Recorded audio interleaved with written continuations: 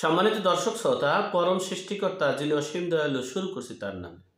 আজকের বিষয় এই 12ই ফেব্রুয়ারি, যে ডোনাল্ড ট্রাম্প এবং মোদি আলোচনা করে বাংলাদেশ বিষয়ে যে নতুন চমক এবং নতুন দিক নির্দেশনা এসেছে সে বিষয়ে সংক্ষেপে আলোচনা করছি।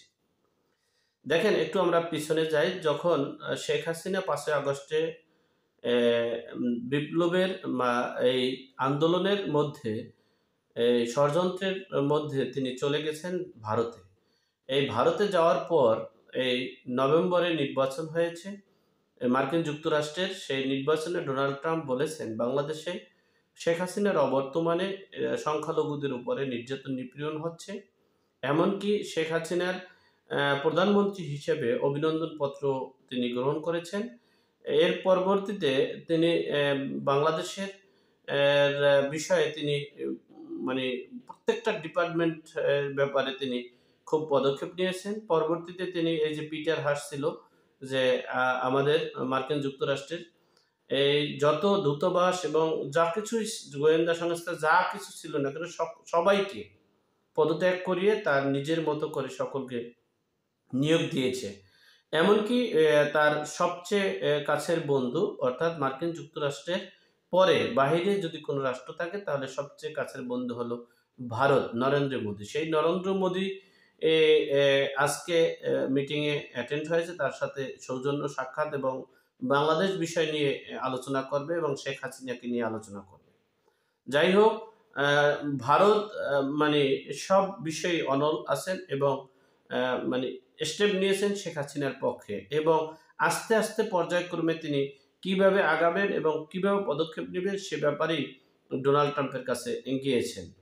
ইতিমধ্যে আপনারা দেখেছেন ডোনাল্ড ট্রাম্প সকল এই পিটার হাস যে শেখ হাসিনার পতনের ষড়যন্ত্রকারী হিসেবে পিটার হাসকে তিনি শনাক্ত করেছেন এবং পিটার হাসকে বিচারের মুখোমুখি করার জন্য প্রস্তুতি নিয়েছেন ডোনাল্ড ট্রাম্প। অপরদিকে দেখেন, এই আজকের যে বিষয়টা, মানে নরেন্দ্র মোদী ইচ্ছা করলে ভারত যে কোনো মুহূর্তে যে কোনো সময় শেখ হাসিনাকে শান্তিরক্ষা বাহিনীর মাধ্যমে এবং দেশকে রক্ষার জন্য বিভিন্নভাবে তিনি ইচ্ছা করলে পারতেন। তিনি শুধু অপেক্ষায় আছেন এবং সময়ের ব্যবধানে আছেন এবং সময়ের দরকারও আছে। একদিক থেকে বিশ্ববাসী সকলের কাছে শেখ হাসিনা প্রমাণ করতে পেরেছেন, সকল বিষয়ে তিনি প্রমাণ করতে পেরেছেন যে বাংলাদেশে উগ্রবাদী, মৌলবাদী, জঙ্গি, তালেবানি এরা এবং শীর্ষ সন্ত্রাসীরা দেশটাকে জিম্মি করেছে এবং শেখ হাসিনাকে প্রাণে হত্যা অর্থাৎ 15ই আগস্টের মতো একটা ঘটনা ঘটানোর চেষ্টা করেছিল। বিদায়ী তিনি সেই থেকে আল্লাহ পাক রব্বুল আলমিনের অশেষ মেহেরবানিতে তিনি বেঁচে আছেন এবং দেশটা যে একটা তৌহিদি জনতা, যেটাকে প্রমাণ করেছে মববাজি তৌহিদি জনতারা এই দেশটাকে লুটপাট করে দখলদারিত্ব করেছে, সেটা বিশ্ববাসী সহ সকল দেশকে বুঝাতে সক্ষম হয়েছে। এখন ভারত মানে একবারে স্টেপ ফরওয়ার্ড ভাবে শেখ হাসিনার পক্ষে অনড় হয়ে দাঁড়িয়েছেন। দেখেন, ভারতের সীমান্ত নিয়ে তারা অনড় আছেন। এরপরে ভিসা বন্ধ করে দিয়েছেন, ব্যবসা বাণিজ্য বন্ধ করে দিয়েছেন এবং বৈদেশিক চুক্তি সেগুলো স্থগিত করেছেন এবং শেখ হাসিনার পক্ষে তারা শক্ত হাতে শক্ত অবস্থান নিয়েছেন। এই ভারতের সকল রাজ্যর মুখ্যমন্ত্রীরাও একত্রিত হয়ে সেই শক্ত মানে পদক্ষেপকে গ্রহণ করেছেন। এরপরে বাকি পদক্ষেপটা হলো ডোনাল্ড ট্রাম্প। ডোনাল্ড ট্রাম্প থেকে আপনারা জানেন ডোনাল্ড ট্রাম্প হচ্ছেন তিনটা মানে যুক্তরাষ্ট্র, আমেরিকা, মার্কিন যুক্তরাষ্ট্র, পশ্চিমা রাষ্ট্রগুলো তারা তিনটা নীতির উপরে সবচেয়ে মানে দৃষ্টি রাখে বেশি। এক নম্বরে হচ্ছে তাদের দেশীয় একটা প্রতিপক্ষ, এই বিদেশি একটা যে প্রতিপক্ষ আছে, প্রতিপক্ষকে তিনি কিভাবে মানে প্রতিপক্ষ থেকে তিনি আপডেট থাকবেন সে বিষয়ে। আর একটা হচ্ছে যেমন ব্যবসায়িক একটা বিষয় তাদের সবসময় দৃষ্টি রাখে, টপ তিনটা দিক। আর পরবর্তী ধাপ হচ্ছে প্রতিবেশী। এই তিনটা বিষয়ে মার্কিন যুক্তরাষ্ট্র সব সময় মানে এটা সবার উপরে এই ৩ টে বিষয়ে লক্ষ্য রাখে। তাহলে দেখা গেছে এই যে বিতর্কত যেমন আ মার্কিন যুক্তরাষ্ট্রের ২ টা পার্টি, একটা হলো ডেমোক্র্যাট পার্টি, একটা হলো রিপাবলিকান পার্টি।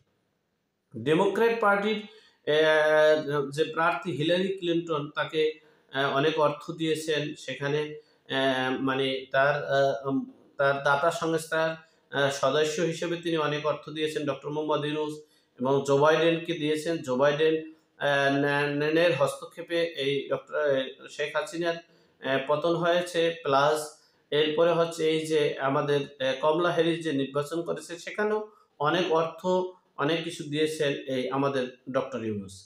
তাহলে দেখা গেছে দেশের ভিতরের যে একটা আ মানে দৃষ্টি, মানে প্রতিপক্ষকে সবসময় পৃথিবীর সব রাষ্ট্রই প্রতিপক্ষকে সবসময় একটু প্রতিপক্ষের উপরে সবকিছু বিষয় নিয়ে তারা একটু সবল সচেতন থাকতে চায়। তাহলে দেখা গেছে এই ডেমোক্র্যাট পার্টির মদদেই এই শেখ হাসিনার যে সমস্যাটা হয়েছে, আর সেই সমস্যার কারণও কিন্তু এই ডোনাল্ড ট্রাম্পের প্রতিপক্ষ হিসেবে ডোনাল্ড ট্রাম্পকে হটানোর জন্য, অর্থাৎ পরাজিত করার জন্য ডক্টর মোহাম্মদ ইউনূস আপ্রাণ চেষ্টা করেছেন টাকা, শ্রম এবং এই তৌহিদি জনতার যে লোকজন আছে সকলকে নিয়ে। এমনকি আপনারা আমাদের বাংলাদেশের মিডিয়াগুলোতেও দেখেছেন হাড্ডাহাড্ডি লড়াই, কমলা হ্যারিস জিতে যাচ্ছে। এই হলো একটা বিষয়। আরেকটা বিষয় হচ্ছে প্রতিবেশী রাষ্ট্র, সবচেয়ে বন্ধুপ্রবণ রাষ্ট্র হলো ভারত।